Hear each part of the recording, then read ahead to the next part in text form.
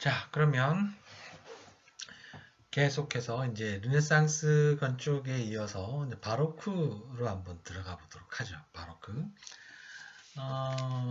봅시다.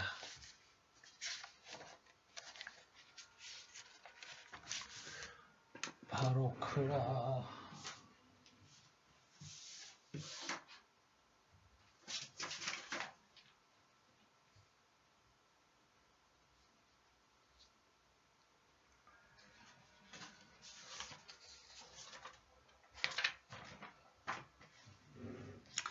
자, 바로크 예술로 넘어가는데요. 이번 강의는 먼저 르네상스 이후의 그 예술들을 보는 것으로부터 살펴보는 것부터 한번 시작해 보도록 할게요. 우리는 이제 앞서 우리가 중세 예술 뭐 이런 것들 봤었던 기억 나시죠? 이제 자, 중세 예술에서 르네상스로 넘어오면서 예술에 대한 개념이 변했다 이런 이야기를 했어요. 중세 예술은 현실을 그대로 재현하는데 별 관심이 없었던 그런 시대였고 르네상스로 들어오면서 현실을 그대로 재현하려고 노력을 한다라는 이야기를 했어요. 가장 큰 이유는 이런 거였죠. 중세 예술은 신중심의 시대였고 중세는 르네상스는 인간 중심의 시대가 되니까 인간 중심, 즉 나 자신의 눈으로 내 시점에서 세상을 바라보게 된 거예요. 내 시점에서 세상을 바라보게 되면 보이는 것의 아름다움을 추구하게 되는 거죠. 실제로 눈에 보이는 아름다움을. 실제 눈에 보이는 아름다움을 추구한다는 말은 결국 현실을 그대로 눈에 보이는 아름다움 그대로 재현하려는 태도들이 필요하게 되니까 이런 모습들을 나타나는 거고 중세 예술 같은 경우는 아름다움이라는 것은 눈에 보이지 않는 초월적인 어떤 대상으로부터 생겨나는 거기 때문에 현실의 눈에 보이는 것을 그대로 재현하는 것은 별 의미가 없는 거예요. 실제로 아름다운 것은 비가시적인 빛이니까. 그래서 현실을 그대로 재현하는데 관심이 없었던 거라고 볼 수 있겠죠. 자, 그래서 현실을 그대로 재현하려는 노력이 이제 굉장히 중요하게 되고, 그래서 한 성기 르네상스쯤 되면은, 그죠? AD 한 1500년경쯤 되면은 이때 이제 투시도법도 완성이 되고 인체 비례 같은 것들도 다시 완성이 된다. 다시 완성이 된다는 말은 고대 그리스 로마 시대 때 인체 비례들을 말하는 겁니다. 아름다웠던 그런 조각상들에서 우리가 쉽게 볼 수 있는 그런 비례 이런 것들도 이제 완성이 되게 된다라는 거죠. 즉 중세 기간 동안에 사라졌던 그렇죠? 중세 기간 동안에 사라져버렸던 현실을 재현하는 수단을 재생하는 과정이 바로 르네상스였다라고 우리가 할 수 있다는 거죠. 자, 이렇게 모든 과업이 다 완성된 다음에 그러면 이 모든 과업이 완성된 다음에는 예술가들은 뭘 해야 되냐? 매너리즘이 나타나는 거예요. 결국 이제 성기 르네상스 이후에 후기 르네상스가 되면은 매너리즘이라는 게 나타나더라라는 거죠. 아까 제가 잠깐 언급을 했습니다만 예술에 있어서 지나치게 혹은 가식적으로 독특한 수법에 집착한다라는 뜻을 갖고 있다고 했죠. 즉 형태 조작이라든지 개인적인 기교라든지 손재주 이런 것들을 추구하는 그런 모습을 보여주게 되는데 그에 따라서 그렇게 하다 보니까 형태가 객관적 비례에서부터 다시금 제작적 비례로 다시 돌아오게 돼요. 그러니까 르네상스, 성기 르네상스만 해도 제작적 비례보다는 객관적 비례를 굉장히 추구했겠죠. 여러분들 잘 아시는 미켈란젤로의 다비드 같은 거. 미켈란젤로의 다비드는 객관적 비례를 추구하고 있잖아요. 이렇게 성기 르네상스에는 이런 객관적 비례를 추구하다가 다시 후기로 오면서 형태가 제작적 비례로 조금씩 변화하기 시작해요.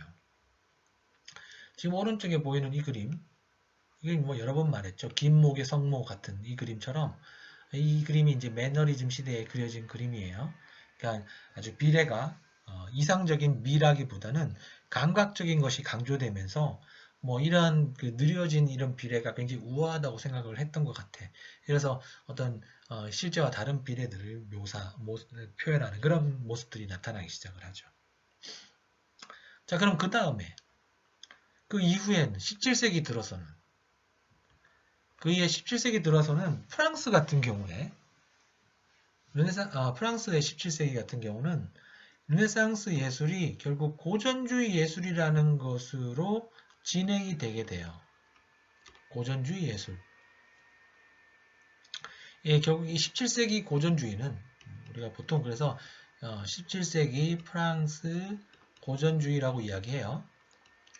17세기 프랑스 고전주의 같은 경우에는 르네상스와 이념적으로 유사하다고 보면 돼요. 거의 비슷합니다.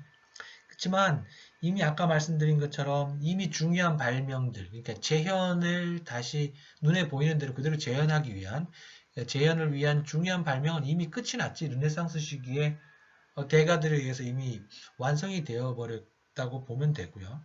그렇기 때문에 이 시기에 들어와서는 이런 르네상스의 규칙들을 하나의 규범으로 만들어 버리는 그런 모습들이 보여집니다. 이런 것들은 1648년에 설립된 미술 아카데미, 아카데미 데 모자르, 우리 여러분들 모자르라는 말 많이 들어봤을 거예요. 아카데미 데 모자르라는 이런 방식을 통해, 이런 단체를 통해서 규범의 체계를 만들게 되는데, 그런 규범의 체계를 우리가 캐논이라고 이야기를 합니다. 캐논. 원래 캐논은 뭐 우리가 전에 그 비례 이야기 첫 번째부터 이야기를 했었고, 캐논이라는 의미가 변하게 된다는 이야기도 이미 해왔습니다만, 원래 캐논이라는 건 어떤 의미예요? 원래는 가장 아름다워 보이는 인체 미래를 미리 규정해 둔 것이다라는 것이 바로 캐논이라고 했어요. 그런 것들이 이제 17세기 프랑스 고전주의 이후에는 예술가라면 반드시 지켜야만 하는 규범의 체계로서 단순히 비례뿐만 아니라 예술작품의 주제, 소재, 기법, 대상 등 모든 것을 총괄하는 확대돼 버린 거죠. 그렇죠? 지금 보시는 이 그림은 니콜라스 푸생이라는 사람의 그림이에요. 이때쯤에 그려진 그림입니다. 그러니까 원래 니콜라스 푸생은 17세기 이 프랑스의 최고의 화가 중에 한 명이다라고 보면 되고요.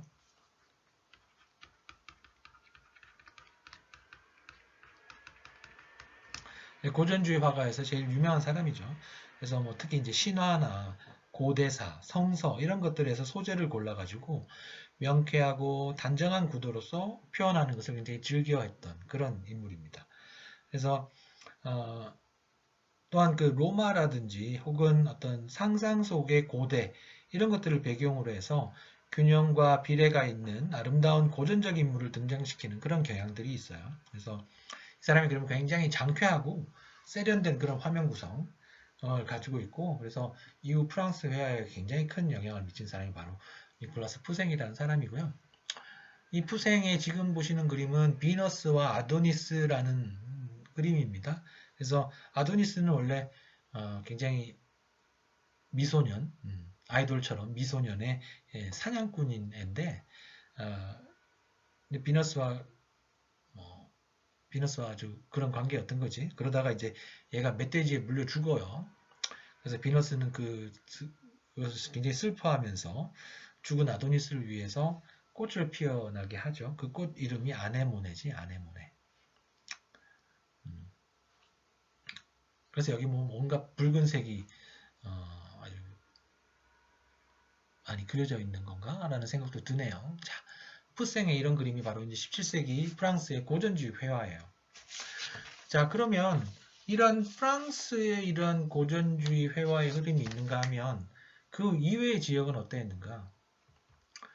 그 프랑스 이외의 지역에서는 르네상스 예술 다음에 바로크가 나타나요. 바로크에 이제 나타나기 시작합니다. 예를 들어서 지금 보시는 세 개의 그림이 있는데요. 왼쪽부터 이제 벨기에죠. 벨기에에서는 이제 피터 폴 루벤스, 여러분들 잘 들어보셨죠? 피터 폴 루벤스의 그림 뭐 이런 거라든지, 그 다음에 렘브란트, 네덜란드네요. 네덜란드의 렘브란트라든지, 카라바지오, 이탈리아네요. 이탈리아의 카라바지오. 이런 사람들의 일이 나타나는 겁니다. 그래서 루벤스의 지금 보시는 십자가에서 내림 이런 그림은 여러분들 그 만화 영화 시리즈 플란다스의 개 아시죠? 그죠? 그 플란다스의 개 등장해요. 거기에 이제 주인공 네로가 파트라슈와 함께 이 그림을 보면서 죽음을 맞이하는 네로가 보고 싶어하는 그림이 있었잖아요. 바로 이 그림입니다. 그리고 렘브란트 이런 화가들의 그림들이 바로 이제 바로크 시대 때 그림이 되는 거죠. 원래 이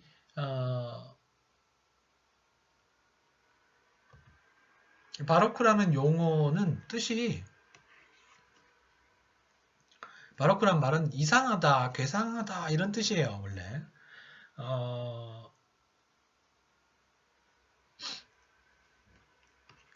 바로 제가 스펠링 잘 기억이 안 나는데 바로코인가 이렇게 쓸 거야 아마. 바로코라는 말이 이제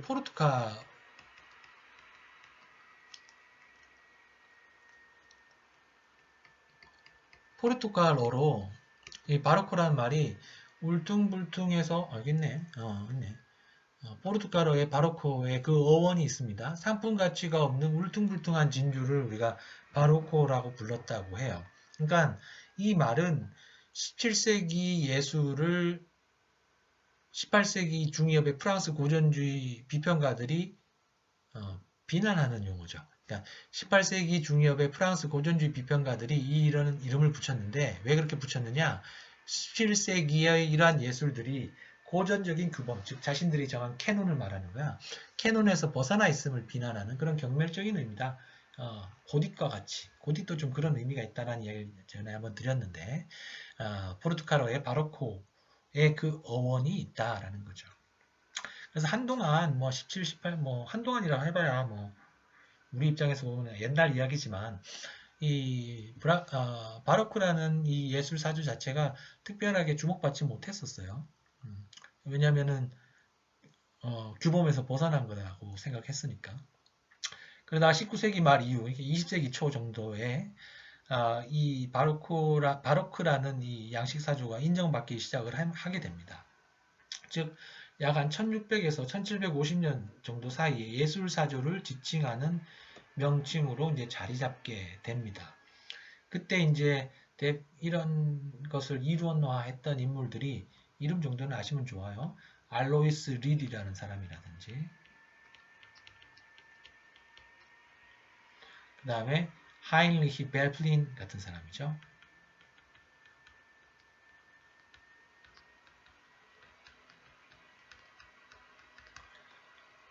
알로이스 릴 같은 사람은 뭐 여기 뭐 원어로 쓰여져 있습니다만 로마에 있어서의 바로크 예술의 기원이라는 이런 책이라든지 하인리 벨플린 같은 경우에는 뭐 르네상스와 바로크 그리고 뭐 미술사의 기초 개념 이런 글들을 썼어요. 특히 이 하인리히 벨플린의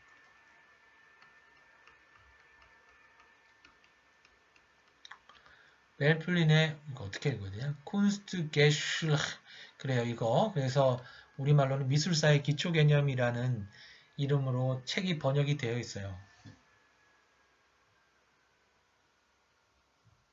이게 없나?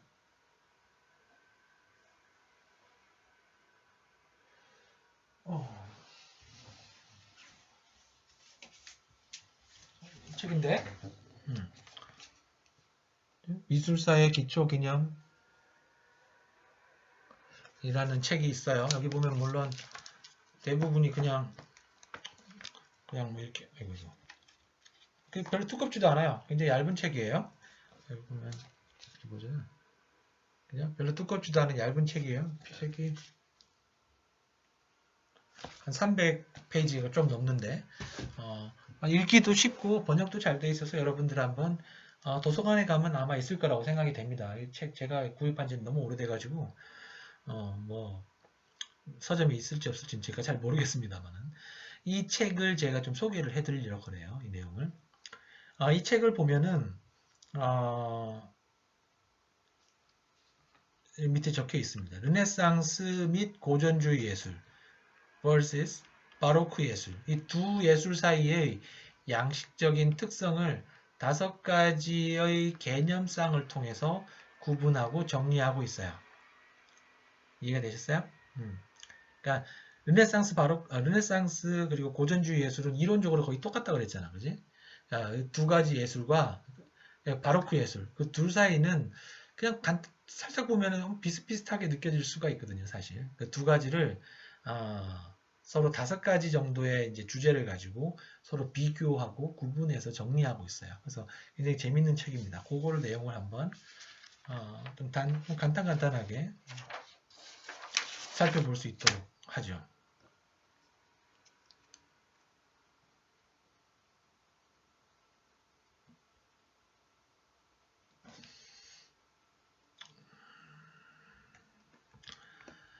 자, 르네상스와 바로크 예술의 비교. 하인리 벨플린의 5가지 개념상을 통한 구분. 그러니까 이 말이 무슨 말이냐면 벨플린이 무엇에서 이렇게 이야기를 해요. 무엇에서 무엇으로 라는 식으로 이런 내용들을 1번부터 5번까지 구분을 해서 무엇에서는 르네상스 고전주의, 무엇으로는 바로크적인 특성 이렇게 이제 구분을 해서 이야기를 합니다. 근데 여기서 주의할 것은 뭐뭐에서 뭐뭐으로라고 되어 있다고 해서 이 첫 번째 것에서 두 번째 것으로 어떤 발전되었다라는 생각은 할 필요 없어요. 그냥 시기적으로 뭐뭐에서 뭐뭐으로 변했다 라고 생각하는 게 좀 더 좋을 것 같다라는 생각이 듭니다. 자, 하나씩 살펴보도록 할게요.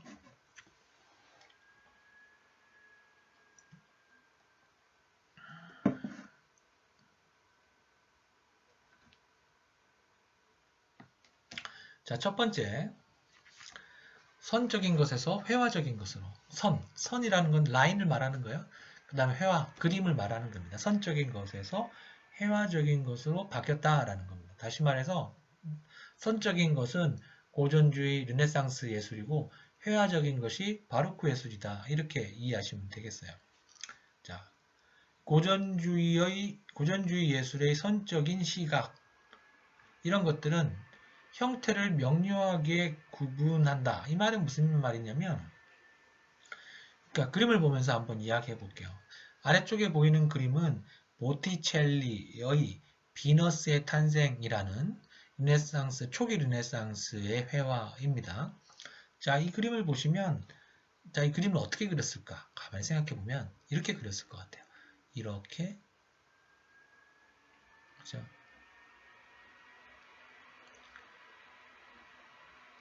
죄송합니다. 그림을 잘 못 그리기 때문에 끔찍하다. 자, 뭐 이렇게. 자, 뭐예요? 제가 말하려는 건 뭐냐면 선이 보인다는 거야. 선들을 이용을 해가지고 윤곽을 그리는 거죠. 선을 이용해서 윤곽을 그리고 거기다가 색채를 칠한 게 분명 눈에 띄죠. 그죠? 선을 이용해서 윤곽을 그리고 있습니다. 그래서 그렇기 때문에 형태들이 명료하게 구분이 돼요. 그러니까 여기 보면 이 비너스의 이 허리 부분, 이 부분이랑 뒤쪽에 있는 바다 부분이랑 명료하게 구분이 되죠. 자, 여기 보세요. 이 조개 부분이랑 여기 선이 있잖아요. 이렇게. 그죠? 이런 데 다 선이 있죠.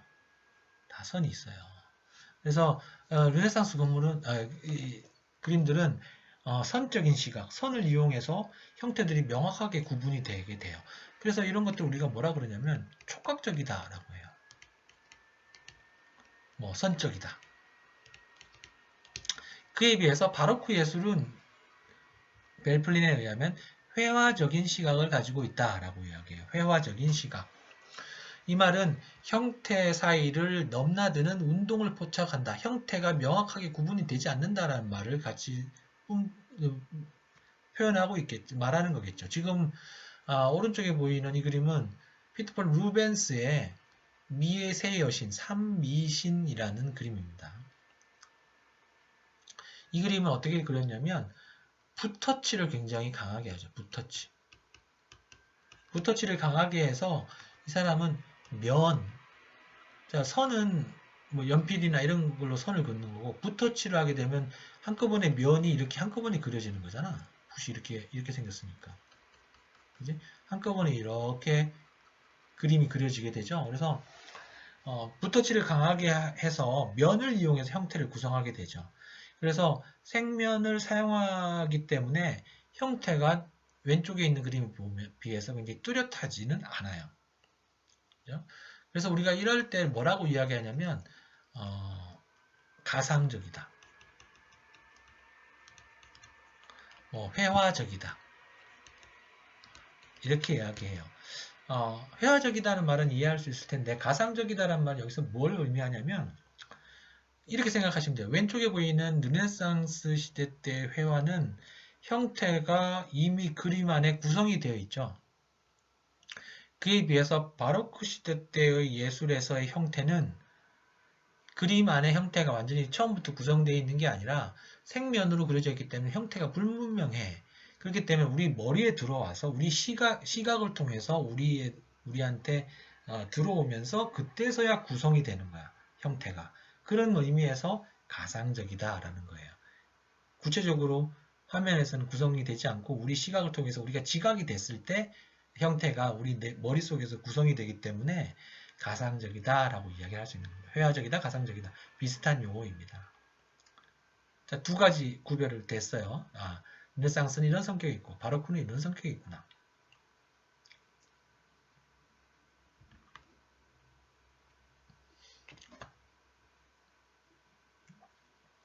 벨플린의 5가지 개념성을 통한 르네상스와 바로크 예술의 구분 두 번째는 평면성에서 깊이감으로입니다. 자, 고전주의 예술이 공간을 표현할 조형적 수단을 이미 갖추었음에도 불구하고 형태를 평면적으로 결합한다 라고 이야기해요. 이 말은 무슨 말이냐면 공간을 표현할 조형적 수단, 대표적으로 그렇죠. 퍼스펙티브가 있죠. 투시도법. 투시도법이 르네상스 초반부에 이제 거의 발명되잖아요. 그게 분명히 있음에도 불구하고 형태를 평면적으로 결합한다. 자, 어떻다는 말일까요? 다빈치의 최후의 만찬 한번 볼까요? 최후의 만찬을 보면 배경에는 분명히 투시도법이 사용되고 있어요. 이렇게. 그죠?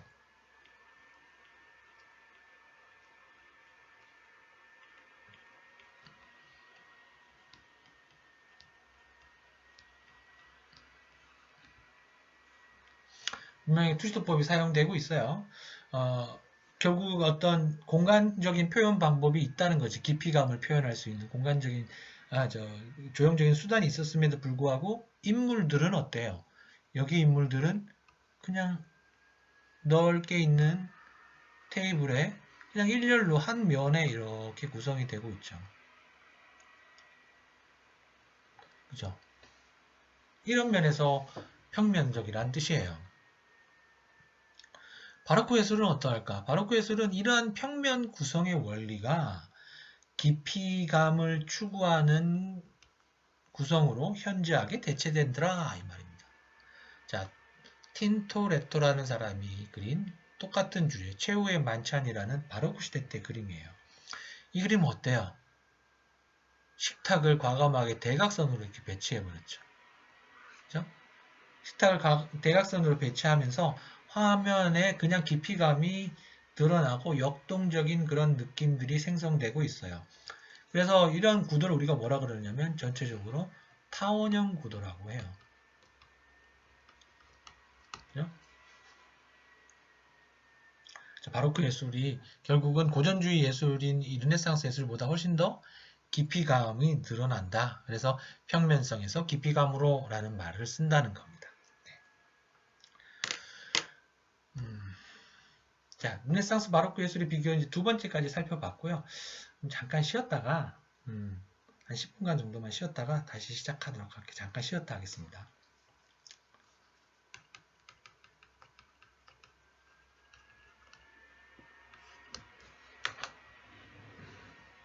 10분이 안 될 수도 있어. 조금 일찍 올 수 있도록 할게요.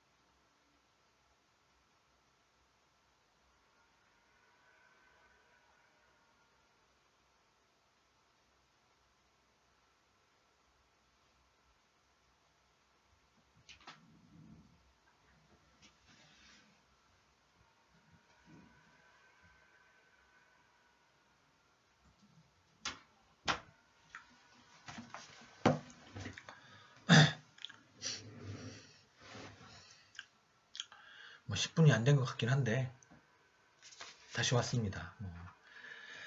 자, 그래서 르네상스 바로크 예술을 비교하는 두 번째 쌍개념, 개념쌍까지 왔고요. 그 다음 세 번째 개념쌍 한번 볼까요?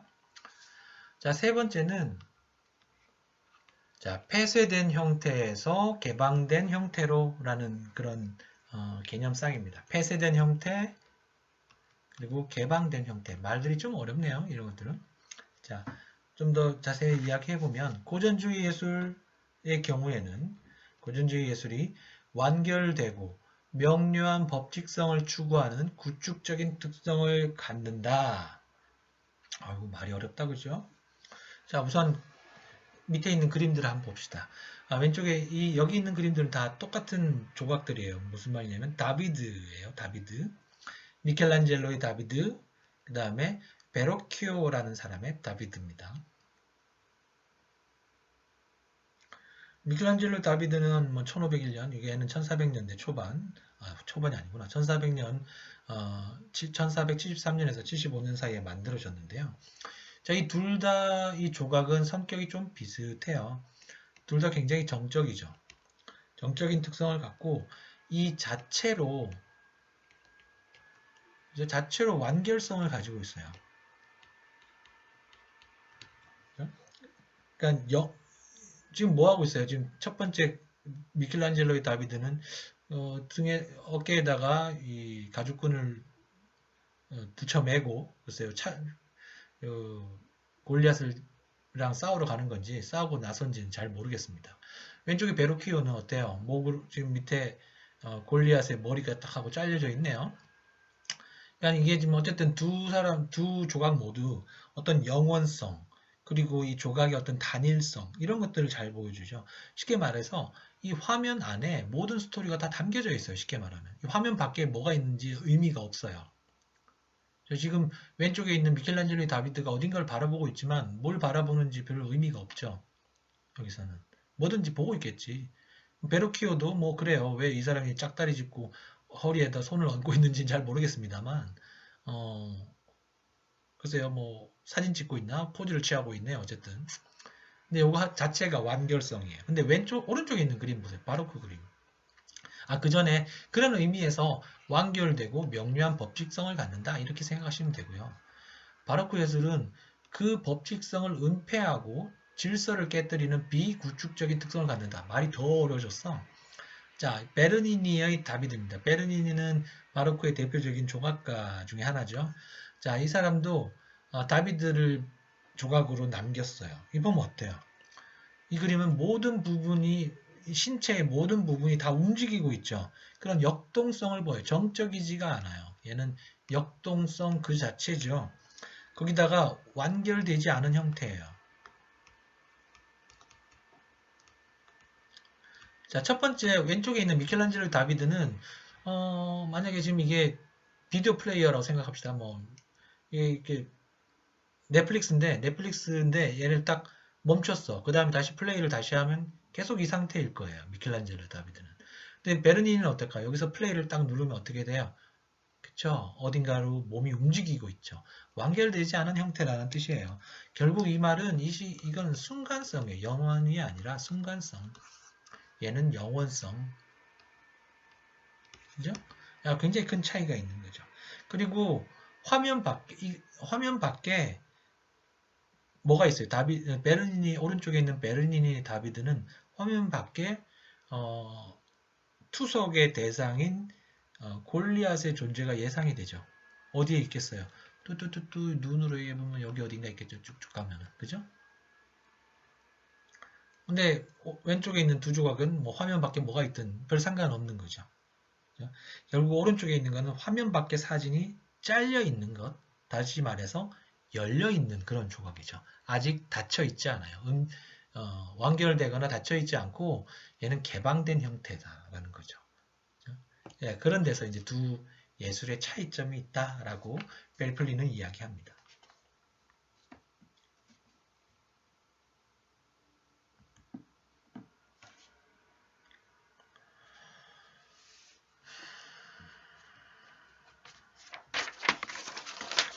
자, 그 다음에 네 번째, 다원성에서 통일성으로, 뭐 이런 개념이 또 있네요. 다원성에서 통일성으로. 자, 고전주의 예술은 산만함을 특징으로 하며 때로는 고립된 형태로, 때로는 극단적으로 다양한 형태로 나타나는 다원적 통일성을 갖는다. 그에 비해서 바로크 예술은 결속력이 돋보이며 형태들이 각각 나타나면서도 전체와의 관계 속에서 하나의 구성을 형성하는 단일적 통일성을 보여준다. 말들이 되게 어려워. 근데 그림을 보면 뭔 뜻인지 좀 대충 알 수 있을 것 같습니다. 왼쪽에 보이는 또 이제 르네상스 시대 때 보티첼리의 프리마베라라는 그림이 있고요. 오른쪽에는 렘브란트의 야경이라는 그림이 있습니다. 나이트 워치라고 하죠. 나이트 워치. 야경이 밤에 보이는 경치가 아니라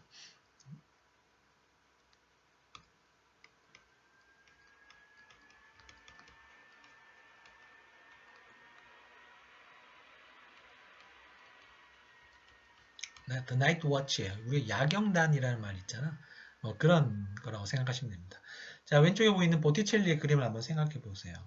보시면 다양한 대상들이 있고요. 그것들이 윤곽들이 모두 다 명확하죠. 그로 인해서 뭐 포즈들도 그렇고 전체적으로 어딘가 좀 산만한 느낌을 줘요. 보티첼리의 프리마베라 같은 경우는 어딘가 산만하고 그래서 이것을 좀 산만한 느낌을 피하기 위해서 뭘 이용하냐면 그림에 있어서 구도라는 거 있잖아. 구도를 이용을 해요. 여기서 사용되는 구도는 안정된 구도를 이용을 하는데 결국 이 삼각형 구도를 쓰는 거죠. 삼각형 구도를 써가지고 그리고 삼각형 구도와 함께 또 일종의 대칭, 그죠? 대칭성을 이용을 해가지고 어딘가 좀 안정된 느낌을 주려고 해요. 그로 인해서 생겨나는 다원적 통일성의 느낌이 보여진다. 뭐 이렇게 보면 되고요. 통일든 통일인데 어딘가 좀 산만하고 좀 다원적이다라고 생각하면 돼요. 바로크 예술을 해서 지금 이 렘브란트의 이 그림은 어떠한가? 자, 여기서 제일 눈에 띄는 차이점은 얘는 굉장히 빛의 효과를 많이 사용한다는 거죠. 빛의 효과. 빛의 효과를 이용해서 가운데다가 핀 조명을 땅하고 때려요. 여러분들 이렇게 해서 핀 조명 때리는 거 있잖아.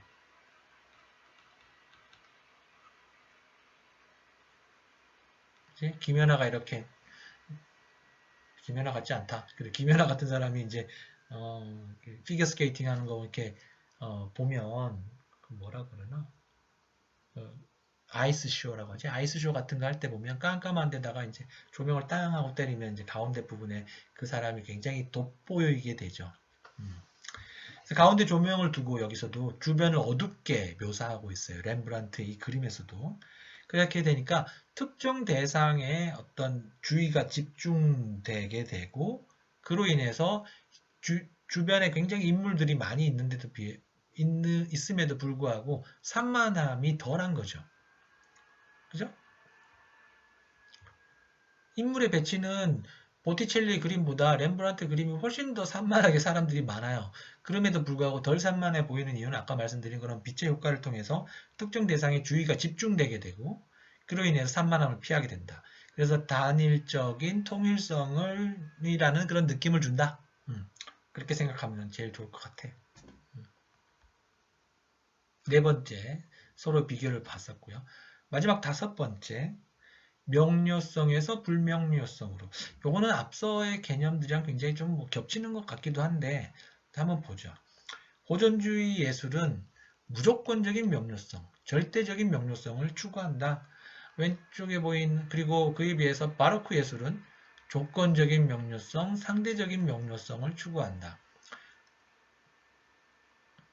말들은 어렵지만 그림을 보면 아까처럼 이해는 쉬워요. 자, 왼쪽에 있는 그림은 니콜라스 푸생의 샤바니 여인의 강탈이라는 그림입니다. 여기 보면은 모든 대상이 모두 뚜렷하고 명료하죠.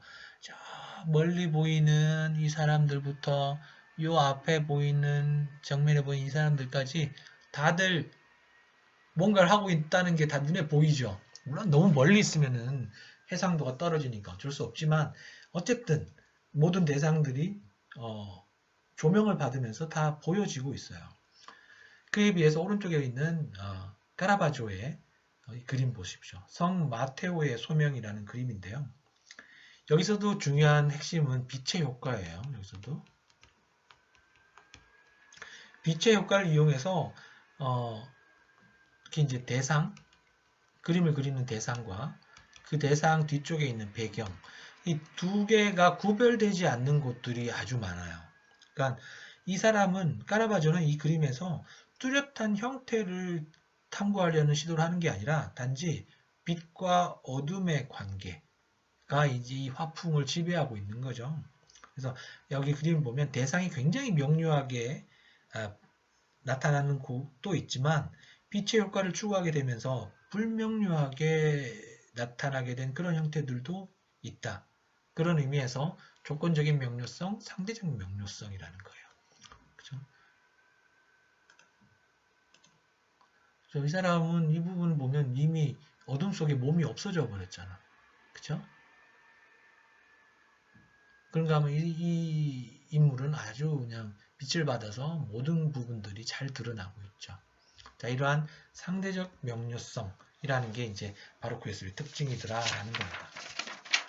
그래서 지금까지 우리는 바로크 시대의 그 예술과 르네상스 예술을 좀 구별해가면서 우선 예술적인 측면에서 바로크라는 것이 무엇인가 하는 것을 좀 살펴봤어요. 아직 건축까지는 가지도 못했어요.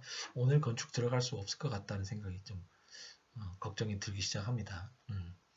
자, 여기까지 봤고요. 그럼 계속해서 이런 바로크라는 게 나타나게 되는 어떤 배경, 그죠? 왜 이런 것들이 나타났을까 하는 배경들을 좀 살펴보는 것도 굉장히 중요하겠다라는 생각이 드네요. 배경을 한번 살펴보도록 하죠.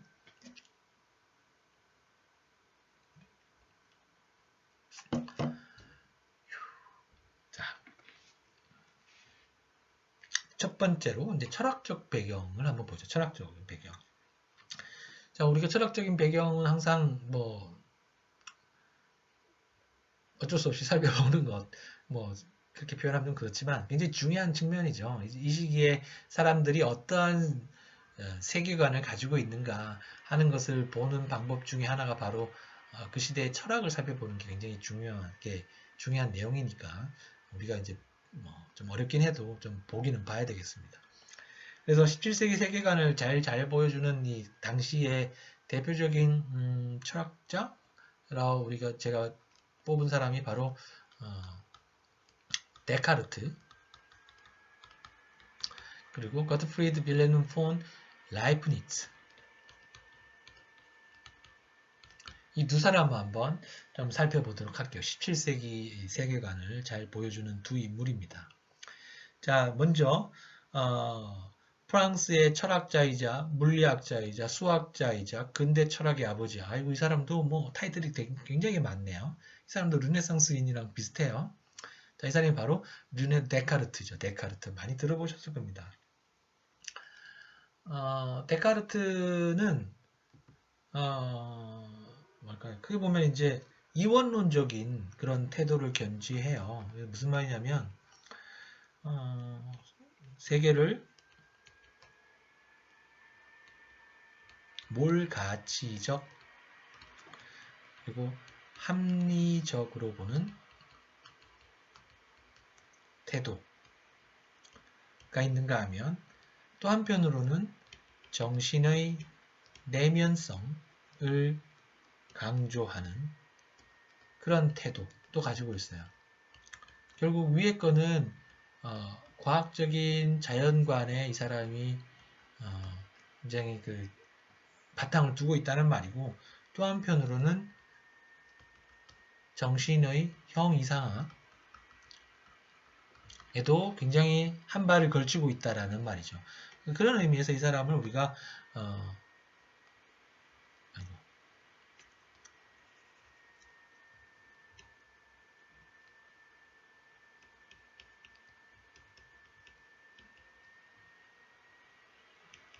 이건 어떻게 씁니까? 한문을 쓰다니 죄송합니다. 저도 한문 세대가 아니라서 쓰다 보면 자꾸 틀려. 그럴 바엔 차라리 한글로 쓰는 게 낫지. 이원론적 태도를 견지한다 이런 이야기를 해요. 이 사람은 두 가지를 다 강조하는 거예요. 과학적인 자연관도 굉장히 강조하고 정신이라는 것이 굉장히 중요하다는 거 두 가지 다 강조하는 그런 인물입니다. 그것을 우리가 어디서 볼 수 있냐면 여러분들 데카르트 그러면 제일 먼저 떠오르는 거 있죠. 맞습니다. 나는 생각한다. 그래서 나는 존재한다. 고로 나는 존재한다. 코기토 에르고 숨이라고 하죠. 코기토라고 그냥 말하기도 합니다. 코기토 에르고 숨. 학문에서 이 사람이 학문을 이제 연구하려고 보니까 무엇보다 중요한 건 학문의 어떤 확실한 기초를 세우는 게 굉장히 중요하다라고 생각한 거죠. 학문에서 확실한 기초를 세우기 위해서 이 사람이 뭘 했냐면 조금이라도 좀 불확실한 것들은 다 의심하고 제거해 버리는 거예요. 조금이라도 불확실한 것을 모두 의심해 봐야 되는데 이상하다 이상하다 다 치우다 보니까 의심할 수 없는 단 한 가지가 있었던 거죠. 그게 뭐냐? 의심하고 있는 자신의 존재는 의심할 수가 없었던 거예요.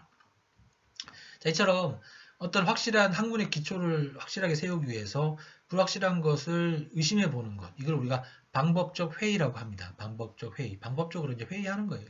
의심하는 거죠.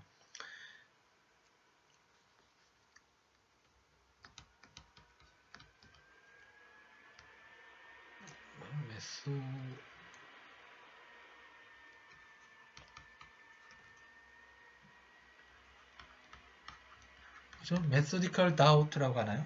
방법적 회의. 그랬더니 이제 나밖에 안 남은 거죠. 확실한 건 바로 나 자신이라는 거죠. 의심하고 있는 인간 그 자신. 그죠? 결국 인간이 바로 시작이라는 거야. 인간이 모든 것을 이해하고 지배할 수 있다는 자신감의 표현인 거죠. 이 코기토 에르고스움이라는 말은 결국 여기서 우리가 뭘 볼 수 있냐면 인본주의를 볼 수 있어요. 휴머니즘. 그러니까 나는 생각한다, 고로 존재한다는 결국 데카르트의 휴머니즘적인 어떤 측면을 잘 보여주고 있는 겁니다. 인간이 모든 것을 지배할 수 있다는 자신감. 그리고 이 자신감은 어디에서 나오느냐? 이 자신감은 어디서 나오냐면 사이언스에서 나와요. 아주 독특하게. 우선 의심하고 있는 내 자신의 어떤 자신감, 그죠? 이거는 결국 아까 말한 것처럼 어떤 정신의 어떤 형이상학, 정신의 내면성이 강조된 걸로 보여져요. 근데 이런 것이 나올 수 있는 자신감은 사이언스에서 나오는 거죠. 아까 제가 이원론적 태도를 견지한다고 했는데 그런 의미에서 과학적인 자연관을 이 사람이 굉장히 강조한다고 했잖아. 그게 바로 이 사이언스에 대한 이 사람의 사이언스에서부터 나타나는 사이언스에 대한에서 나오는 거라는 거예요. 우리가 아까 말했듯이 이 사람은 물리학자이자 수학자이기도 한 인물입니다. 그래서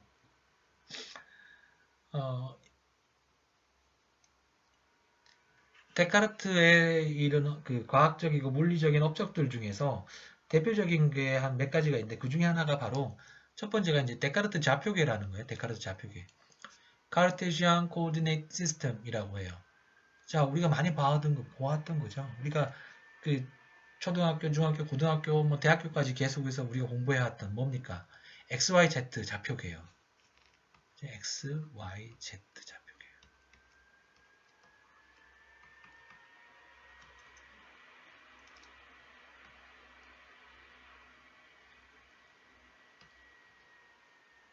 XYZ 좌표계예요. 그죠?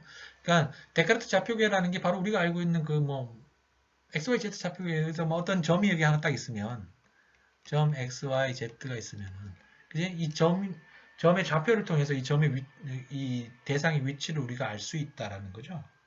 어딘가 3차원의 어딘가에 속해 있을 거니까. 이 XYZ 값만 알면 그 위치를 우리가 규정할 수가 있어요. 자, 그리고 결국 모든 사물은 어떻게 포지셔닝이 가능하죠.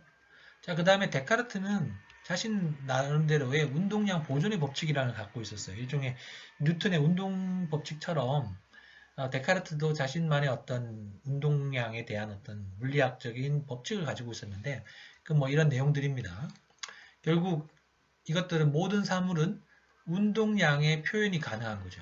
자, 포지셔닝이 가능하고 사물이 어디 있는지 알 수 있고 그 사물의 운동량이 표현이 물리적으로 가능하다면 이 사물이 5초 후에 어디에 있을지는 예상할 수 있죠. 그죠? 이 사물이 여기 있다가 그죠? A, B, C에 있었는데 여기에 어떤 운동량을 가하게 되면 얘가 A-, B-, C-로 옮겨질 거다 하는 건 우리가 알 수 있잖아. 이제 결국 미래는 예견될 수 있다고 생각할 수 있죠.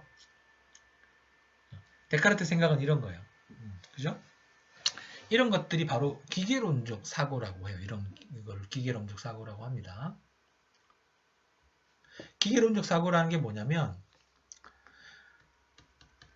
하느님이 세계를 창조할 때 지니고 있었던 목적을 우리가 알 수 있다고 보거나 사물이 인간을 위해서 존재한다는 생각을 배제하고 세계의 모든 과정이 필연적으로 자연적인 인과 법칙에 따라서 진행된다고 보는 사고. 세계의 모든 과정이 필연적이고 자연적인 인과 법칙에 의해서 진행된다고 보는 사고가 바로 기계론적 사고예요. 그 위에 있는 요까지 요 내용도 요걸 배제한다고 했죠. 요거는 그냥 목적론적 사고라고 해요. 우리 인간이 어떤 목적을 가지고 태어났다고 보는 거죠. 모든 일에는 목적이 있다, 이유가 있다라고 보는 건데 기계론적 사고는 이유가 있는 게 아니지. 그거는 어디까지나 인과 법칙에 의해서 그냥 자연스럽게 계속해서 진행되는 거야. 기계처럼. 그게 바로 기계론적 사고라는 겁니다. 그래서 기계론적 사고는 아까 금방 말씀드린 것처럼 매사를 목적관념으로 설명하지 않습니다. 결국 기계론적 사고는 굉장히 합리주의적인 사고죠.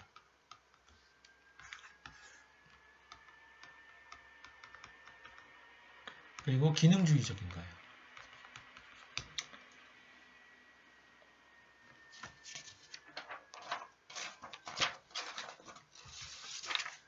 자, 그런 면에서 아까 말씀드린 것처럼 이 사람은 인본주의, 사이언스, 기계론적 사고 뭐 이런 특성들을 우리가 볼 수 있어요. 인간의 정신의 내면성을 강조하는 측면도 있고 정신의 형이상학 그리고 세상을 몰가치적 합리적으로 보는 태도 이런 것들이 과학적 자연관이죠. 자, 이렇게 이원론적인 태도를 견지하는 모습을 우리가 데카르트한테서 볼 수 있습니다. 자, 그러면 또 다른 인물 라이프니츠는 어떠할까? 자, Gottfried Wilhelm von Leibniz. 라이프니츠도 아주 타이틀 길어요. 독일의 철학자이자 수학자이자 과학자, 법학자, 신학자, 언어학자, 역사가 아이고야 우리는 이 중에 하나는 것도 너무 힘든데 이 사람들은 대단합니다. 그죠? 우리가 이제 라이프니츠 이야기할 때 우리가 빼먹지 않고 우리가 또 항상 나오는 이야기가 미적분학에 대한 이야기죠. 미적분학. 미적분을 창시했던 사람이죠. 원래 미적분은 뭐 다들 아시겠지만 그 아이작 뉴턴도 미적분이라는 것을 만든 사람이잖아요. 그래서 특히 이제 이 라이프니츠랑 아이작 뉴턴은 거의 동일한 시기에 미적분에 대한 개념을 만들고 이것들을 만들었는데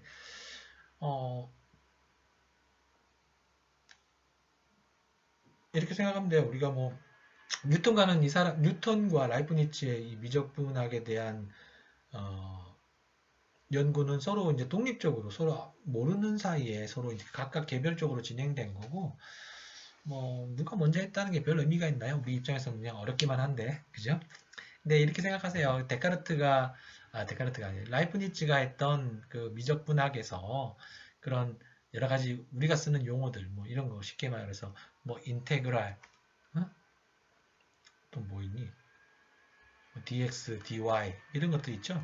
이런 것들이 이제 많은 경우에 이제 라이프니츠가 썼던 방식들을 우리가 많이 쓴다고 합니다. 수학적으로 그런 경향들이 있더라라는 건 뭐 제가 뭐에서 들었습니다. 자, 아무튼 이 미적분이라는 것의 뭐 내용보다는 그것이 뭘 이야기하느냐 우리가 생각을 해야 되겠지. 미적분학이라는 건 결국 비정형의 형태의 넓고 무한한 공간을 수학적으로 기술할 수 있는 도구를 개발한다라는 거예요. 자, 뭐 어렵게 생각하지 말고 이렇게 생각하면 돼요. 우리가 그런 거 있잖아. 이제 뭐 3차원 입체를 미분하면은 평면이 될 거고요. 평면을 미분을 하면은 선이 될 거고요. 선을 미분하면 점이 되잖아요. 미분. 거꾸로는 적분이지. 적분. 결국 어떤 그 대상을 기술하는 데 있어서 뭔가 좀 단순화시킨다든지 그것들을 좀 더 차원을 높여간다든지 결국 비정형 형태들을 어떤 수학적으로 기술하기 위한 여기서 말하는 비정형이라는 게 뭐 보자기처럼 구겨진 그런 형태일 수도 있겠지만 뭐 포물선이나 어떤 그런 것처럼 좀 단순한 형태의 비정형도 있겠죠. 자, 그런 것들의 어떤 기술할 수 있는 수학적 도구죠. 자, 결국 이런 것들은 사물을 굉장히 자연주의적인 관점에서 본 것이다 라고 생각할 수 있습니다. 그리고 이 사람이 했던 또 이야기 중에 또 굉장히 유명한 게 예정조화설이라는 게 있어요. 예정조화설이라는 거는 제가 한번 읽을게요. 모든 존재의 기본으로서의 실체를 모나드 단자라고 명명을 합니다. 그리고 이 모나드는 우주 속에 무수히 존재하지만 굉장히 많아요. 뭐 무수하게 끝도 없이 존재하지만 저마다 독립적이며 상호 간의 인과관계가 없다. 그러니까 얘네들은 그냥 혼자 가만히 있는 거야. 독립적인 거야. 근데도 불구하고 우주에 질서가 있는데 그럼 왜 그러느냐? 신이 갑자기 나와요. 신 가드 말하는 건데 갑작스럽게 우리 신님이 나왔는데 갑자기 신이 나왔어요. 신이 이미 모든 모나드의 본성이 서로 조화를 이루도록 세상을 창조하였기 때문에 얘네들은 그냥 조화로운 거야. 이것이 바로 예정 조화설입니다. 신에 의해 미리 정해진 조화라는 사고죠. 근데 여기 좀 이상하지 않아요? 뭔가? 갑자기 신이 등장하는 것도 그렇고. 자, 이거는 이렇게 생각할 수 있어요. 아까 앞서 봤던 데카르트의 직선적이고 기계론적인 사고관에다가 목적론적 세계관을 부여하는 것처럼 보이죠. 그죠? 얘네들은 모나드는 인간관계가 없어. 근데 얘네들이 조화로운 거는 신이 창조할 때부터 얘네들을 조화롭게 창조했기 때문이야 라는 거잖아요. 그러니까 신이 갑자기 등장하면서 목적론적 세계관을 여기 부여하고 있어요. 기계론적 세계관에다가 기계론적 사고에다가. 근데 아까도 말씀드렸습니다만 신이 갑자기 튀어나오잖아요. 여기서의 신은 신학적인 구실에 불과한 것으로도 볼 수 있지 않을까. 그죠? 오히려 신을 그냥 배경에다가 그냥 두고 거꾸로 말하면 이 신을 부정하는 거죠. 뒷방 할아버지처럼. 그죠? 배경에다 둠으로써 신을 그냥 부정하고 역설적으로 개별적인 존재들을 더 강조하는 그런 식의 개념이라고도 볼 수 있어요. 예정조화설이라는 게 단순히 목적론적 세계관을 긍정한다기보다는 약간 돌려가게 하는 것 같은 느낌이 좀 들어요. 아무튼 이런 것들, 이런 미적분학이라든지 예정조화설 이런 것들을 볼 때 라이프니츠의 사고는 굉장히 복합적이고요. 순환적이고요. 곡선적이고 개별성을 중시하고 있어요. 그런가 하면은. 아까 모나드 말에서의 개별성을 말하는 겁니다. 그러니까 우리가 그 데카르트의 세계관을 만약에 그냥 선으로 표현하면 뭐 이런 식이겠죠. 데카르트 세계관. 이렇게 될 수 있을 거예요. 여기 인과관계에 의해서 뭔가 변화가 있는. 근데 라이프니츠 세계관은 이런 느낌이에요. 그죠? 뭔가 순환하기도 하고 곡선적이기도 하고 그죠? 그런 느낌이죠. 개별성이라는 건 이렇게 생각해 볼 수도 있어요. 개별성이라는 거는 결국 어떤 이벤트를 중요하게 생각한다는 건데 이벤트 순간 이벤트라는 건 결국 어디서 나와요? 미분에서 나오죠. 그러니까 지금 여기 왼쪽에 있는 그림에서 보이듯이 이 부분에서 곡선이 이렇게 있는데 자 P라는 점에서 미분을 하게 되면 접선이 나오잖아. 접선. 그제 이 선이 나오죠. 그러니까 이 부분에서의 어떤 개별적인 순간성, 이벤트성이 중요시되는 게 결국 미분이잖아. 그래서 이 사람은 어떤 그런 이벤트성, 또 그런가 하면 어떤 곡선에서 나오는 순환적인 사고, 곡선적인 사고, 복합적인 사고 이런 것들이 막 섞여 있는 그런 모습이에요. 자, 결국 바로크는 우리가 지금 제일 관심을 갖고 있는 현재 우리의 관심사인 바로크 같은 경우는 지금 보시는 라이프니츠의 사고로부터 좀 큰 영향을 받은 것 같아요. 앞서 살펴봤던 데카르트 같은 경우는 르네상스 이후에 계속해서 면면이 이어져 오는 그런 합리주의적인 기틀을 잡아서 프랑스 17세기 고전주의에 영향을 많이 주게 된다라고 생각하면 될 것 같아요. 두 개가 우리가 아까 17세기에 프랑스엔 고전주의가 있고 또 다른 곳에는 바로크가 있었잖아요. 특히 이런 데카르트와 라이프니츠의 이런 사고에서도 보듯이 그때 당시에는 데카르트와 같은 사람의 어떤 고전주의적인 경향에 영향을 많이 받은 합리주의적인 그런 성격도 있는가 하면 라이프니츠와 같은 그런 바로크에 영향을 줄 수 있는 어떤 그 복합적이고 순환적이고 어떤 이벤트성을 중시하는 이런 특성들이 에 대한 어떤 철학들도 있었다. 아마 그쪽 영향을 서로 다르게 가져가지 않았을까 이렇게 생각해 볼 수가 있겠습니다.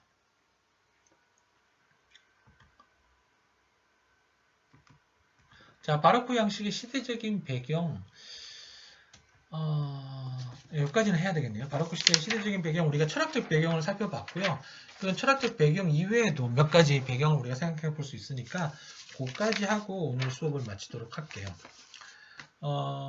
철학적 배경 이외에 우리가 볼 수 있는 게 첫 번째 이제 매너리즘, 두 번째 반종교 개혁, 그 다음에 절대 권력, 그 다음에 지리적 발견과 과학적인 발달 뭐 이렇게 볼 수가 있겠는데요. 먼저 매너리즘은 아까 우리가 뭐 살펴봤던 매너리즘 아까 뭐 다시 한번 설명을 드리면 하이 르네상스, 성기 르네상스의 어떤 엄격함, 규범 이런 것에 좀 식상하고 또 하이 르네상스의 대가들에 대한 컴플렉스 이런 것들에 영향을 받아서 극도로 형식화되고 과장되고 왜곡되고 기교를 중시하는 그런 태도들이 나타났다.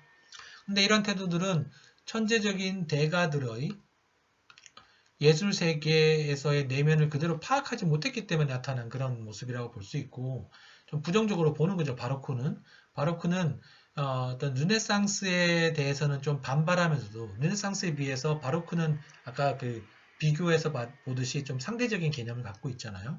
그런 의미에서 르네상스에 대해서는 좀 반발하는 느낌도 있으면서도 매너리즘의 문제를 극복하려는 그런 태도로서 나타나고 있다. 그래서 매너리즘도 영향을 줬다.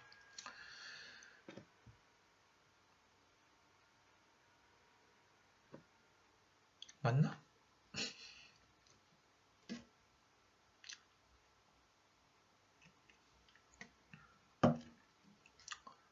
너무 빨리 말하니까 목이 너무 빨리 극도로 좀 빠르게 진행한 것 같네요.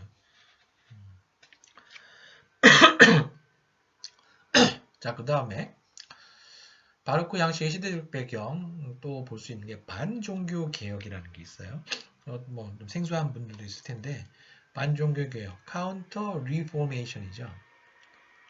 자, 카운터라는 말은 우리가 반대라는 말이죠. 반대라는 뜻이고 리포메이션이라는 게 뭡니까? 리포메이션이라는 거는 얘를 대문자로 쓰면 종교개혁을 말하는 거죠. 종교개혁. 16세기에 종교개혁이 있었죠. 리포메이션이 있었고, 이 종교개혁이라는 거는 결국 뭐 면죄부를 팔고, 그죠? 그런 어떤 그 카톨릭 수뇌부의 어떤 비리라든지 그런 것들, 부패 이런 것들, 이런 것들 때문에 거기에 반발해서 이제 프로테스탄트들이 걸기를 했던 거잖아. 그죠? 16세기 있었고요. 그것들을 통해서 결국 카톨릭 교회가 세력이 약해지게 됐죠. 근데 점차적으로 이제 시간이 흐름에 따라서 가톨릭 교회도 조금씩 힘을 얻게 되고 결국 이 사람들이 옛 영광을 되찾기 위해서 여러 가지 움직임들을 쇄신 운동들을 이 사람들이 추구를 했던 거예요. 그래서 이때 했던 가톨릭 내부의 모든 쇄신 운동, 그죠? 종교개혁에 의해서 세력이 약해진 가톨릭 교회를 쇄신하기 위한 이런 운동들, 이것들을 우리가 반종교개혁이라고 합니다. 그래서 종교개혁에 대한 반대하는 개혁을 새롭게 했다기보다는 뭔가 새로운 그 힘을 다시 얻기 위한 쇄신운동을 했다고 보시는 게 맞을 것 같아요. 그래서 이런 쇄신운동의 일환으로서 무엇들을 했냐면 특히 교회들을 많이 건설하고요. 그리고 다양한 예술 활동에 대해서 지원을 해서 가톨릭의 부활을 추구하는 그런 방식을 써요. 그러면서 결과적으로는 이 로마의 가톨릭 교회 교황은 어디 있어요? 교황은 로마에 있으니까요. 로마에서 이제 교회도 짓고 또 예술도 후원하고 그렇죠? 그런 일들을 하는 거죠. 그럼 어디에 제일 돈이 많이 모이겠습니까? 네, 로마에 제일 돈이 많이 모이겠죠. 결국 로마가 바로크의 중심인데 그렇지 않아도 바로크의 중심인 이 로마에 더더욱 수많은 예술가, 건축가, 학자 이런 사람들이 모여들게 되죠. 왜냐하면 후원자가 돈을 펑펑 쓰시니까. 자, 이런 반종교 개혁도 결국 바로크 때 이제 이쪽에 많은 사람들이 모여들게 만드는 그로 인해서 바로크 양식이 폭발적으로 증가할 수 있게 만드는 그런 기폭제 역할을 한 게 바로 이 반종교 개혁이 되겠다는 말입니다. 자, 그 다음에 이제 절대 권력인데요.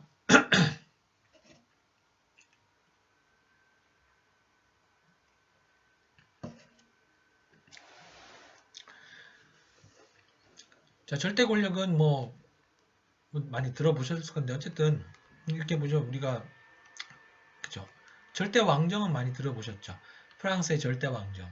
그리고 로마의 교황도 아주 권력이 강하죠.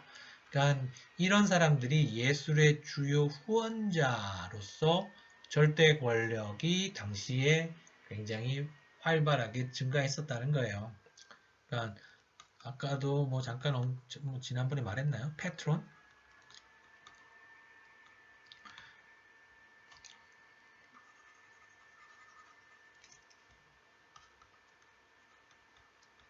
패트론 후원자라는 거죠. 후원자. 자, 후원자 계층의 사람들이 특히 이제 돈 많은 그런 뭐 어떤 경제적으로 부유한 결국 어떤 그런 사람들이 바로 이런 사람들이라는 거예요. 로마에 있었던 교황이라든지 프랑스에 있었던 프랑스 뭐 루이 14세 같은 그런 왕들 그런 사람들이 바로 뭐 절대 왕정, 절대 권력이라고 볼 수 있을 거죠. 그런 의미에서 절대 권력이 바로크 양식의 시대적 배경이 될 수 있다. 그래서 특히 이제 이런 후원자들의 취향에 맞는 작품들이 많이 생산이 되죠. 그래서 교황청에 있는 수많은 그림들, 그죠? 수많은 교회 건물들, 그리고 프랑스에 가면 있는 수많은 또 그런 조각과 그런 그림들 이런 것들이 다 후원자들의 취향에 맞도록 만들어지면서 당시에 어떤 예술적인 어떤 흐름들이 아주 많이 커졌단 말이에요. 예술에서 그 바운더리가 파이가 커져 버린 거예요. 그러면서 이제 바로크가 같이 커진 거죠. 그죠? 자, 그 다음에 우리가 볼 수 있는 게 과학의 발달. 이런 걸 우리가 볼 수 있죠. 지리적 발견과 과학의 발달. 결국 자연에 대한 새로운 관심, 자연에 대한 새로운 관심과 또 그에 따른 지적 지평의 확대 이렇게 볼 수 있네요. 자, 먼저 그 코페르니쿠스의 발견, 우리가 이런 생각을 볼 수 있어요. 코페르니쿠스 지동설 기억나세요? 지동설. 자, 우주의 중심이 지구가 아님을 지각하게 되었다 이런 이야기를 하는데 그 코페르니쿠스의 이런 지동설뿐만 아니라 지난번에 제가 한번 이야기 드렸던 바로크 시대 때의 공간 개념에 대해서 이야기하면서 요하네스 케플러 이야기 됐었죠.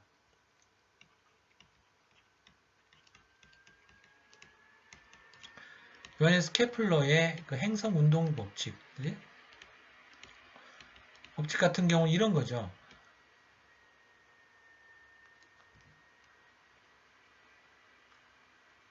자, 여기에 이제 태양이 있고 지구가 이렇게 돌아간다. 그러면 그 전까지는 뭐 코페르니쿠스의 지동설에 의해서도 그냥 원운동을 하는 거죠. 자, 이렇게 함으로써 이미 코페르니쿠스의 이런 지동설에서부터 우주의 중심이 지구가 아님을 자각한다는 것 자체가 어떤 자연의 복합성이라든지 다양성이라든지 어떤 우리가 알고 있는 세상과는 완전히 다른 세상이었다라는 것을 자각하게 되는 그런 지적 지평이 확대되는 건 분명합니다. 그런 것도 있지만 케플러의 행성 운동 법칙도 굉장했죠. 그러니까 행성이 원운동을 하는 게 아니야 라는 거예요. 그래서 태양이 여기 있고요. 그 주변을 지구가 돌아가는 거죠. 자, 그래서 뭐 한 달 동안 이만큼 지나간다면 멀리 있을 때는 이만큼 지나가는 거죠.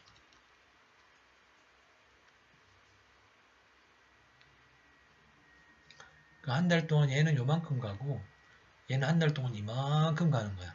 그 대신에 이 안에 있는 이 빗금친 면적은 같다. 뭐 이런 개념이죠. 그래서 아무튼 이런 케플러의 이런 생각들은 중심이 하나가 아니구나.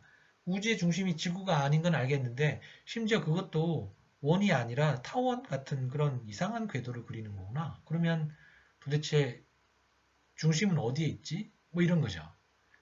그전에는 어쨌든 지구가 중심이었는데 아니면 좋아 태양이 중심이었는데 이젠 중심이 어디 있는지도 몰라지는 거예요. 그런 어떤 다양성, 무한성 이런 것들을 사람들이 알면서 점차적으로 어떤 공간에 대한 생각들도 많이 바뀌고 전에 말씀드렸습니다만 건물이 이제 추구해야 되는 어떤 방향성도 많이 달라지게 되는 거죠. 공간의 형태, 외부적인 형태 다 바뀌는 겁니다. 자, 그리고 이제 탐험의 시대가 도래했죠. 탐험의 시대. 그래서 누굽니까? 뭐 어디 여러 배 타고 전직으로 이제 돌아다니기 시작하던 때가 바로 이때죠. 그죠?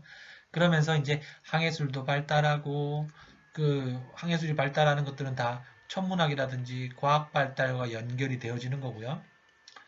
또한 이제 거대한 세계들을 이제 알기 시작하면서 식민지라든지 어떤 새로운 시장, 새로운 어떤 경제적인 그런 마인드 이런 것들이 발달하는 거예요. 결국 도시가 발달하게 되고 그 안에 있는 건물들도 규모가 커진다든지 또 다른 어떤 유형의 건축물들이 만들어진다든지 이런 식으로 이제 전개되어지게 된다라는 겁니다. 결국 바르크 양식의 어떤 시대적 배경이라 하면 결국 아까 말씀드린 것처럼 이런 철학적 배경도 볼 수 있고 매너리즘, 반종교 개혁, 절대 권력 그리고 지리적 발견 및 과학의 발달 이런 것들이 바로크 예술이 나타나게 되는 그런 가져오게 되는 그런 어떤 배경이 되겠다라는 겁니다.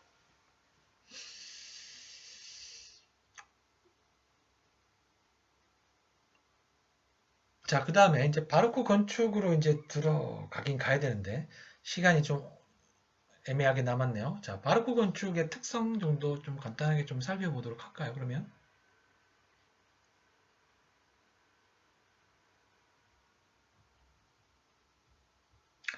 자, 바로크 건축의 특징 한 세 가지로 정리를 해보면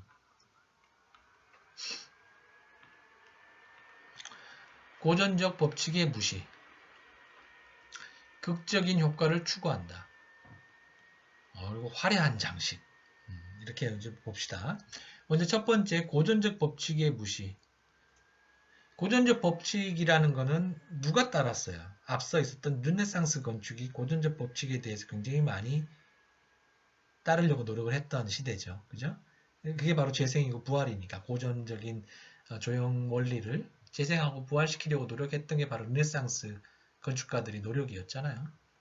그 이제 매너리즘 시대로 점차적으로 오면서 그런 것들이 변형되고 뭔가 매너리즘 시대 때는 이제 개인적인 개별적인 그런 모습으로 이제 나타났었는데 바로크 시대가 되면은 이런 고전적인 법칙을 무시하는 좀 뭔가 변형하고 바꾸어 가는 고전적인 양식을 거부하는 이런 태도가 바로크 시대 때는 그 시대의 흐름이 된 거예요. 그렇기 때문에 이게 하나의 양식 사조가 되는 거죠. 일정한 규칙과 형식에 의해 형성되는 르네상스 고전주의 양식을 거부한다. 대칭, 뭐 비슷한 이야기입니다. 대칭, 비례, 질서, 조화 이와 같은 정적이고 2차원적인 구성 원리를 거부한다. 자, 그리고 오더의 변형을 많이 보여주고 곡선형 코니스, 파동벽, 타원 이런 것들이 막 쓰인다. 뭐 이런 내용이죠. 뭐 나중에 또 자세히 보겠습니다만 뭐 그림 같이 보면은 지금 보시는 까를로 마데르노의 빨라쪼 바르베리니 같은 경우는 빨라쪼예요. 빨라쪼. 빨라쪼는 어떻게 생겼어요? 이렇게 생겼었죠. 이게 뭐 2층이든 3층이든 간에 이렇게 생긴 거예요. 안쪽에 정원이 있고. 그죠? 빨라쪼. 얘는 어떻게 생겼느냐? 빨라쪼가 이렇게 생겼어요.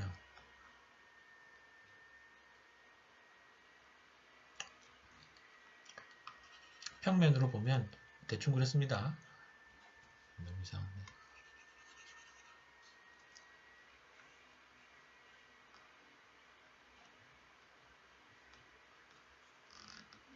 뭐 이런 식으로 생겼어요. 대칭성도 없고 대칭적인 것 같지만 어딘가 다 깨져버리고 굉장히 인면도 그전과는 좀 다르고 뭐 그런 모습입니다.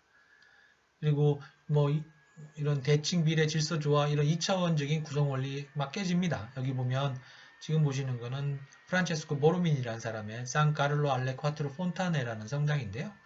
여기 보면은 글쎄요. 여기 보면 막 벽들이 요동치고 있죠. 요동치고 있고 이미 그 질서나 조화 느낌보다는 굉장히 운동감 있는 그런 모습으로 많이 보여지고요. 코니스가 막 곡선으로 막 휘어지잖아요. 여기 보면은 베르니니의 성 베드로 광장 같은 경우에는 타원형 같은 것들이 막 도입되고 있는 모습들을 보여주죠. 이런 고전적 법칙이 좀 많이 무시되는 경향들이 있고요. 두 번째로는 극적인 효과를 추구한다. 여기서 말하는 극적이란 말은 우리가 드라마틱하다라는 말 쓰잖아요. 그 바로 극적이란 말이기도 한데 아니면은 또 다른 말로 우리가 이게 극적이다. 또 다른 말로 연극적이다라는 말이라가도 좀 관계를 맺을 수 있어요. 극적이라는 건 뭔가 이제 강렬한 인상, 감동 이럴 때 우리 극적이야 이런 이야기 하잖아. 이제 관찰자의 강렬한 인상과 감동을 위해서 이 사람들이 비대칭, 대비, 과장, 역동성 이런 3차원적인 기법들을 막 써요.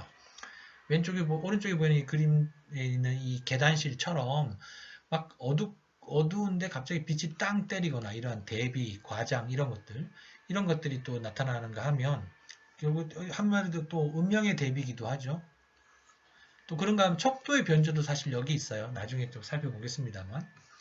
또 그런가 하면 아까 말씀드린 것처럼 연극적인 측면도 있어요. 지금 아래쪽에 보이는 어, 성테레사의 법렬이라는 제목의 조각에 보면은 이게 바로 그 조각인데요. 조각이 어디 있냐면 연극 무대에 상영되고 있어요. 무대에서 상영되고 있죠. 심지어 그 상영되는 무대를 바라보는 관계까지 조각이 되어 있죠. 자, 이런 면에서는 또 연극적인 측면도 굉장히 또 나타납니다. 자, 그 다음에 화려한 장식인데요. 화려한 장식. 자, 회화나 조각, 공예 등 비건축적인 장식 수단이 건축에 많이 활용이 된다라는 거예요. 그래서 바로크 건축에 보면 조각들이 막 갖다 붙어요. 엄청나게. 그래서 지금 보시는 이 베니스에 있는 산타 마리아 델라 살루트라는 성당인데요. 거기 보면 이런 화려한 장식들 같은 것들이 건물에 우선 눈에 띄고요.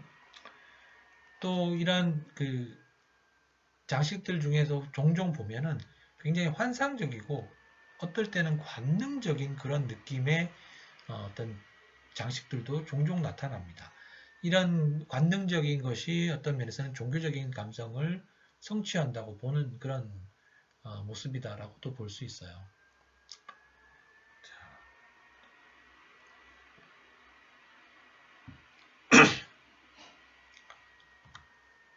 우리가 이 장식에서 마지막으로 한 가지만 더 이야기하고 진행을 할게요. 오늘 수업 마칠 텐데, 바로크 건축에는 화려한 장식이 많이 쓰여진다라고 했어요. 르네상스 시대 때도 장식이 쓰여지거든요. 자, 르네상스 장식과 바로크 장식이 좀 차이점이 있으니까 이걸 한번 정리만 하고 넘어갈게요. 르네상스 시대의 장식의 의미는 구조적이지는 않지만 미에 기여하는 것. 만약에 구조적이지도 않고 미에 기여하지도 않으면 그 필요 없는 거예요. 그래서 떼버려야 되는 거고, 르네상스에서는 미에 기여한다면 얼마든지 쓸 수 있어요. 구조적이지 않더라도. 그래서 기본적으로 르네상스 시대의 장식은 명료하고 정적인 규칙성을 갖는 평면적인 형태의 장식을 많이 써요. 오른쪽에 보이는 산타마리아 노벨라 성당에서의 인면의 이런 색대리석 장식처럼 알베르티의 작품이죠. 이런 장식들을 좀 많이 쓰는 편이고요. 바로크 시대 때의 장식은 아름다움을 추구할 뿐만 아니라 다분히 의도적으로 신비감과 정성적인 충격을 주면서 동적인 조형성과 공간의 의미를 강조하는 장식을 많이 사용한다. 굉장히 복잡한데 결국은 그거죠. 굉장히 의도적으로 장식이 부과된다. 오른쪽에 위에 보이는 산타마리아 노벨라의 장식은 아름다움을 위한 거잖아. 그치? 근데 여기에서 바로크 시대 때 장식들은 어떤 상징 의미를 뿜어내는 경우들이 많다는 거야.